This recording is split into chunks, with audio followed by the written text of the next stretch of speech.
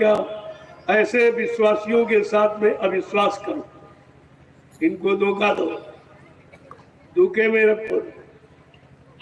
जय श्री राम के नारे लगाओ, लेकिन रामचरितमानस का एक सत्य भी नहीं है। अरे उसमें तो सच्ची राजनीति जो भगवान राम ने की थी इसी भारत भूमि पर। राम को मानते हो, राम की राजनीति भी तो मानो, तब तो मानता आपकी मानी जाएगी। राम की राजनीति क्या कह रही है कि जासुराज प्रिय प्रजा दुखारी, सो न पावा सैन्य के अधिकारी। रामचरितमानस क्या कह रही है, जिसके राज में प्रजा दुखी है वो राजा नरक में जाएगा। क्या इन लोगों ने ये नहीं पढ़ा? श्री राम के नारे लगाए, श्री राम की मूर्ति खड़ी कर रहे हैं। रामचरितमानस को खड़ा करो, रामचरितमानस को मानस के मानव के मानस हृदय में इसको रखो, तो ये मानव समाज खुशहाल हो जाएगा। ये मूर्ति खड़े करने से खुशहाल नहीं होगी, क्योंकि मूर्ति कोई काम नहीं करेगी, मूर्ति कोई धर्मोपदेश नहीं देगी, मूर्ति कोई चलेगी नहीं, फिरेगी नहीं, आपको अच्छे सच्चे का ज्ञान कराएगी नहीं। ये इसमें जब बदन क्यों बर्बाद करते, इससे क्या होने वाला है? तुम्हें वोट ही लेना है तो भारत की जनता का काम करो, ये वोट तो दे ही दे। वोट कहाँ लेके जाएगा? अगर इसका काम कर दो तो वोट तुम्हारे पीछे लिए लिए घूमेगी। ये अरबों खरबों का धन ये गाड़ कर क्यों खराब करते, इससे क्या होने वाला? कुछ। इतने मंदिर बने हैं, इतनी मूर्तियां लगी हैं, तब तो कोई काम हुआ नहीं, और एक खड़ी कर दो लंबी चौड़ी तो क्या वो काम करेगी? ये सब गुमराह करने वाला, ये वोट मांगने की, नोट मांगने की नहीं। तमाम अभी सेवाएं चल रही गांव गांव, श्री राम के नाम पर लूट हो गई, सबको लूटा जा रहा। अरे तुम भगवान को बदनाम कर रहे हो, तुमको कैसी सजा मिलेगी इसका ध्यान तुमने नहीं किया है। ये भगवान लूटने के लिए आता कि सबको देने के लिए आता, सबको सुखी बनाने के लिए आता, सबको सुख शांति का रास्ता दिखाने के लिए आता। और इनका श्री राम क्या कर रहा? गांव गांव चंदा, गांव गांव चंदा, राष्ट्रीय संपत्ति का दुरुपयोग, जो भारत की जनता से लिया गया टैक्स, महंगाई तरह तरह से और वसूला गया और कोर्ट में जमा किया, आज वो सब इसी में खर्च किया। और राष्ट्रीय संपत्ति का दुरुपयोग, कितनी ट्रेनें मुफ्त चलेंगी, उनका खर्चा कौन देगा? कितनी बसें मुफ्त हो जाएंगी, चलेंगी, और लोग चल नहीं पाएंगे, जो वहां जाए वो बैठ के चले, बाकी अरे घर में चुपचाप बंद रहे। तुम कैसे चलोगे? और ये खर्चा सब पर लगाया जाएगा, चाहे उन बसों पर बैठो, ट्रेनों पर बैठो, चाहे ना बैठो, खर्चा तुमसे भी लिया जाएगा, क्योंकि महंगाई सब पर लगी, टैक्स सबसे वसूले जाएंगे। 24 का चुनाव होने के बाद एकदम टैक्सों की और मतलब यानी भरमार हो गया, बरसात एकता, तब तुम्हारी कमर टूट जाएगी, तुम ये दे नहीं पाओगे। अभी इसके किसी का इस पर कोई विचार नहीं, कोई बोल ही नहीं रहा, हमारे सिवा कोई नहीं कह रहा, क्योंकि हमारा कोई स्वार्थ नहीं, हमें कोई राजपाट चाहिए नहीं, हमें कोई इनसे मदद चाहिए नहीं, इनका दिया हम खाएंगे ही नहीं, वो अशुद्ध है, इनका दिया हुआ हम लेंगे नहीं, क्यों वो कर्जा है देश का, वो जनता का खून है। मैं इस तरह का काम नहीं करता, और सबको यही कहता हूं, जो ले लेगा वो कितने जन्मों का कर्जदार बन जाएगा इस भारत की जनता का। भगवान राम ने राज किया, और ये कह के किया कि मेरे राज में अगर कोई दुखी हो, किसी को कोई मेरे प्रति शंका हो जाएगी तो मैं राजपाट छोड़ दूंगा, लेकिन उसकी शंका का समाधान करूं। शंका के समाधान के लिए राम ने अपनी प्रिय स्त्री को छोड़ दिया था। केवल एक शंका, और यहाँ शंकाओं की समस्याएं बन गई। इसको दूर करने वाला है कोई? जो राम की, श्री राम की बात कहते हो, क्या तुम्हारे बस की बात? उन्होंने एक व्यक्ति की ने आशंका की, उन्होंने अपनी स्त्री को छोड़ दिया। इससे बढ़ के प्रिय कोई वस्तु नहीं होती, लेकिन छोड़ दिया। क्या तुम कोई ऐसा काम कर सकते हो? अरे श्री राम कहना सरल है, लेकिन श्री राम ने जो किया वो करना कठिन, तुम्हारे बस की बात है, तुम्हें नहीं कर सकते। क्योंकि राम महात्मा थे, सब पर राम तपस्वी राजा, तपस्वी यानी महात्मा थे। ये महात्माओं का काम ये दुरात्मा कर लेगी? क्या विचार कीजिए आप, इतिहास पढ़िए श्री राम का, तो एक भी बात इनके अंदर नहीं मिली, किसी के अंदर एक भी बात। तो आपको विचार करना चाहिए। मैं तो इसीलिए कह रहा हूं कि आप भविष्य में ये न कर पाए कि हिंदुस्तान में कोई ऐसा व्यक्ति नहीं था जो सच्चाई को बताता। सबको लोभ लालच है, लेकिन मुझको कोई लालच नहीं। ना कोई पद चाहिए, ना कोई पैसा चाहिए, ना कोई सामान चाहिए। मैं तो लंगोटी में रहने वाला, मुझे किसी की कोई जरूरत नहीं है। झोपड़ी में रहता हूँ लंगोटी में, मेरा तो ये है, मुझे क्या चाहिए? और जिसको कुछ नहीं चाहिए, देश की सच्ची व्यवस्था वही बनाएगा, और जिसको चाहिए वो पहले अपनी व्यवस्था बनाएगा, इसके बाद तुम्हारे बारे में सोचेगा। तो आपको ये सब जानकारी रखनी चाहिए। आज देश जो बिगड़ा है उसका कारण क्या है? यही लोग हैं जो आज भी है, ये पहले भी रहे हैं। ये बिगड़ क्यों गया? जो तुम कह रहे हो अब करूंगा, अब करूंगा, क्या तब इसकी आवश्यकता नहीं समझी थी? तभी तुम देश में मुख्यमंत्री थे, प्रधानमंत्री बन गए, तभी देश में थे। तब आपने क्या किया? और अब चलो बड़ा पद मिल गया तो बड़ा काम करना चाहिए। तो छोटे छोटे काम नहीं कर पाए तो बड़ा काम कैसे करोगे? ये तुम्हारे बस का नहीं। आगे समय खराब आ रहा है, कुदरत की मार से कोई नहीं बचे।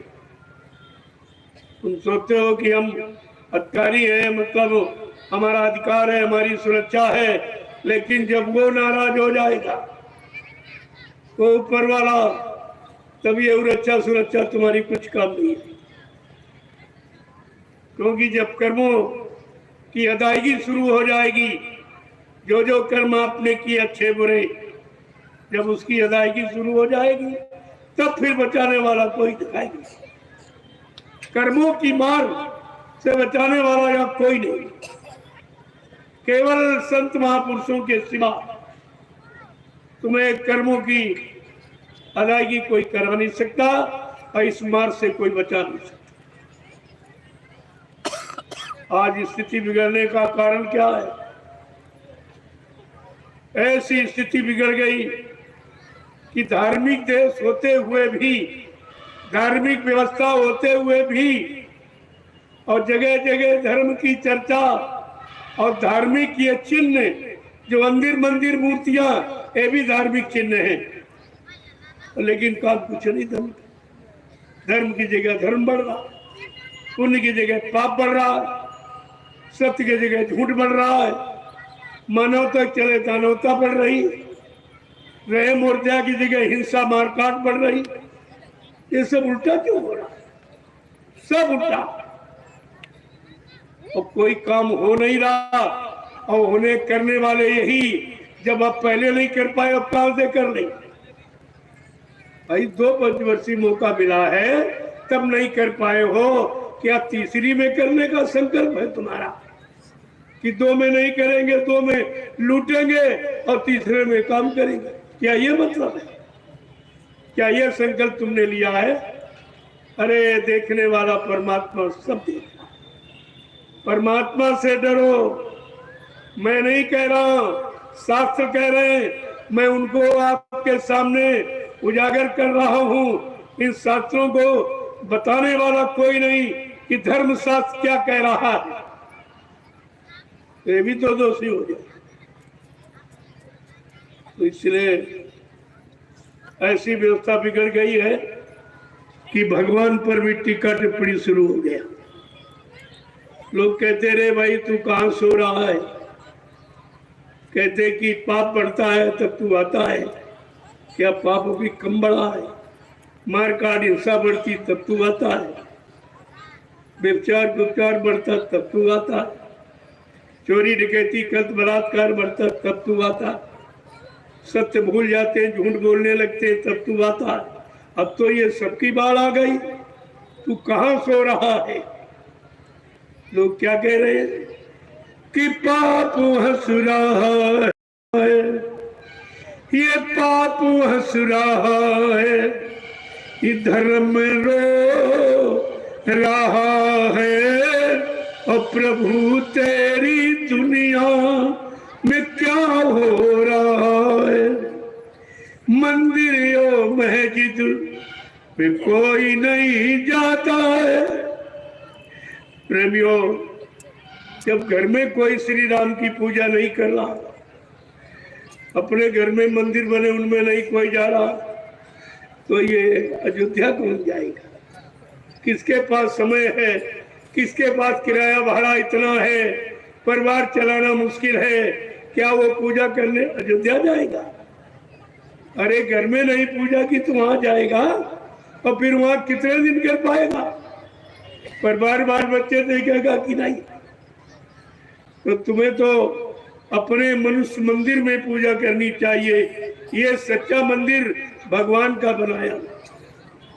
उन्होंने लिखा है कि क्षिति जाल पावक भुवन शरीरा, कहते स्थित जल पावक भुवन शरीरा, पंच तत्व या रचित शरीरा, जल पृथ्वी अग्नि वायु आकाश 5 मसालों को मिलाकर विचित्र कारीगरी से भगवान ने इस मनुष्य मंदिर को तैयार किया। ये भगवान का बनाया और ईंट पत्थर वाला इंसान का बनाया। ये बताओ वो परमात्मा तुम्हारे ईंट पत्थर वाले में आएगा कि अपने वाले में रहेगा? इतना भी नहीं है सोच पाए। लाखों मंदिर बने, कोई पूजा करने वाला नहीं, कोई देख रेख करने वाला नहीं, और नित्य नए बनाए जा रहे। जब पिछले इतने बने उनसे कुछ नहीं हुआ, कोई धर्म नहीं आया, कोई मानव में कर्म नहीं आया, कोई अच्छे भाव विचार अच्छा खान पान नहीं आया, अच्छे कर्म नहीं किए, तो क्या ये बड़ा मंदिर उनको सुधार देगा? अरे भाई सुधारेगा कौन? जो बोलता होगा, जिसके पास जवान है वो सुधारेगा। जिसके पास जवानी नहीं है, बोलने के लिए जीभ नहीं है, और देखने के लिए आंख नहीं है, सुनने के लिए कान नहीं है, वो तुम्हारी मदद करेगा? धर्मशास्त्र कह रहे फिर भी उनकी नहीं मानी जा रही। धर्मशास्त्र क्या कह रहा? बड़े बड़े साफ शब्दों में, लेकिन लोगों ने मान ली। नाहम बसामी वैकुंठे योगिना हृदय न चा मम भक्त्वा यत्र गायन्ति तत्र तिष्ठामि नारदा। भगवान नारद से कह रहे हैं, अरे भाई तुम कहाँ खोज रहे हो, कहाँ लोगों को बता रहे हो? मैं वहां कभी नहीं आया न कभी हूं। मैं तो तुम्हारे सबके अंदर इस मनुष्य मंदिर में आत्मा रूप से मौजूद हूं। आत्मा परमात्मा का अंश है, अंश रूप में मैं तुम्हारे सबके अंदर बैठा हूं, और तुम वहां ढूंढ रहे हो। यानी इसका मतलब इन्होंने अभी नहीं समझा। तो इतना भारी लंबा खर्चा, जिसकी महंगाई तुम जीवन भर अदा नहीं कर पाओगे, इतना खर्चा। फिर ये टैक्स, महंगाई, जीएसटी लगा लगा कर तुमसे वसूला जाए, इसकी क्या जरूरत है? तुम अपने घर में तो पूजा करने का समय नहीं है, यदि समय नहीं मिलता तो वहां कौन जाएगा पूजा करने? वहां क्या फ्री चला जाएगा? एक दिन फ्री बुलाएंगे और जिंदगी भर तुमको बगैर किराए नहीं जा पाओगे। फिर वो मैं ब्याज के वसूलोंगे जो एक बार फ्री बैठा रहा था। यानी किस तरह की चकमा देने वाली व्यवस्था चारों तरफ फैलाई जा रही है। राजा का गुण है, ये राजा का प्रजा के प्रति ये भाव है। आपको सोचना चाहिए, विचार करना चाहिए, क्योंकि हमें सोचने विचारने के लिए मानव बुद्धि परमात्मा ने दी है। अच्छे सच्चे काम के सोचने के लिए, अच्छे बुरे काम की पहचान के लिए ये मानव बुद्धि परीक्षण का यंत्र सबको मिला।